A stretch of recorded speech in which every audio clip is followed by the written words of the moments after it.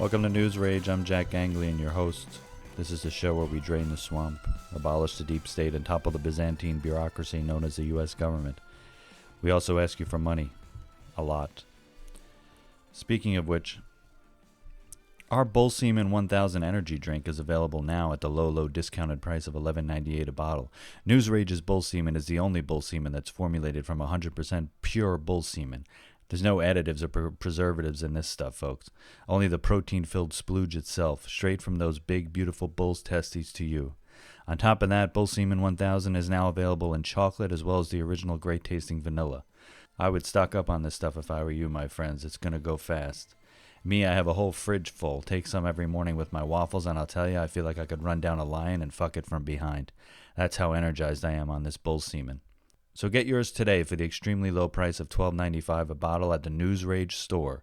Do it now. Remember, we can't rage without you. With that, let's get to the show. Today I want to talk about victory, a win against the D.C. swamp and all its entrenched interests. What am I talking about? I'm talking about the election of this guy as the Speaker of the House. Mike Johnson of Louisiana is exactly who we need as Speaker after the disastrous tenure of equivocating cuck Kevin McCarthy. Just listen to Johnson immediately after being sworn in as Speaker explaining why his lovely wife wasn't able to attend the ceremony. She spent the last couple of weeks on her knees in prayer to the Lord, and she's a little worn out. That's what I'm talking about. A wife on her knees for 2 weeks in prayer. My ex Lorraine was on her knees for 2 weeks straight too, but it sure as shit wasn't in prayer. These are the kind of values I want the Speaker of the House, the third man in line to the presidency, to espouse. What kind of values specifically? The really old kind. You bigot, can't you be a little more open-minded? Come on, that's so like 18th century, Well, they told us that if we didn't maintain those 18th century values, that the republic would not stand. And so this is the condition we find ourselves in today. That's my man. 18th century, baby.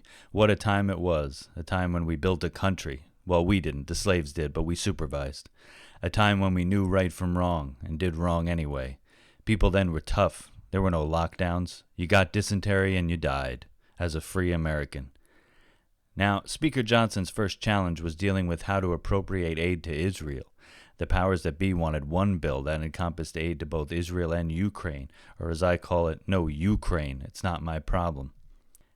And true to form and dear to my heart, said Mike Johnson. What is your response, and have you spoken to the president about his request to tie the money together between Israel and Ukraine? Well, listen, we're going to move a standalone Israel funding bill this week in the House. Now, the icing on the cake here was how Johnson said his Israel aid bill was going to be paid for. Going to be paid for? We're going to be releasing that here shortly, but my intention and my desire in the first draft of this bill is to take some of the money that has been set aside for the building and bulking up the IRS right now. They have about $67 billion in that fund, and we'll try to take the 14.5 necessary for this immediate and urgent need. We'll deal with the rest of that issue later. That's right. Cutting money for the IRS. What could be better than that? And look how smug he is about it. I love this man. Look at his face. He's like the cat who ate the canary's ass and then went to Mike Johnson's wife's counseling center so he wouldn't eat canary's asses anymore. It's incredible. But it shouldn't be surprising that this guy is out to defund the IRS. Johnson hates the government and big corporations being in his business so much he doesn't even have a bank account. That's right. The Daily Beast reports that Johnson has no bank account and not a single asset to his name. You know what that is? That's smart. If you have nothing, you have nothing for them to take. This guy's so outside the box, he doesn't even have a box. I couldn't love this guy anymore. And yeah, the Congressional Budget Office says such a move will actually add $26.8 billion to the nation's deficit. But are you really going to believe the Congressional Budget Office? They're part of the same bureaucratic apparatus as the IRS. Of course they're not in favor of cutting its funding. Listen to the man without a bank account himself. Are you surprised by the CBO score, sir? Not surprised at all. Only in Washington, when you cut spending, do they call it an increase in the deficit. That's right. Only in Washington would gutting the agency responsible for collecting money from taxes mean less money for the country. As if we're on to your games. And let me tell you something, you're next, CBO. Sheriff Johnson is in town, and he loves nothing more than cutting funding to federal agencies, even ones that bring in more money. He doesn't care, though he does have his detractors in the lamestream media. I've never truly heard of a dumber plan to start a speakership than to put Jews' life in danger so you could protect billionaire tax cheats.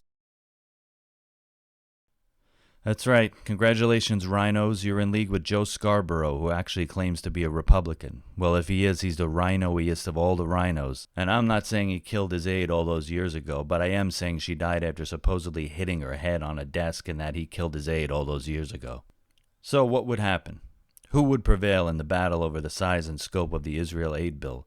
The rhinos and the demoflabs, or the true-believing smaller government warriors like Mike Johnson himself? Well, late Thursday, the House in fact passed Speaker Johnson's bill that contained aid for Israel but not Ukraine, and tied the spending to cuts to the IRS. Chuck Schumer has already said the bill is supposedly dead on arrival in the Senate, just like most rhino Republicans' principles when they walk through the chamber doors. But not Mike Johnson. He may not have a bank account, but he has principles. Do you really think a guy like this is going to back down to the rhinos in the Senate? I don't.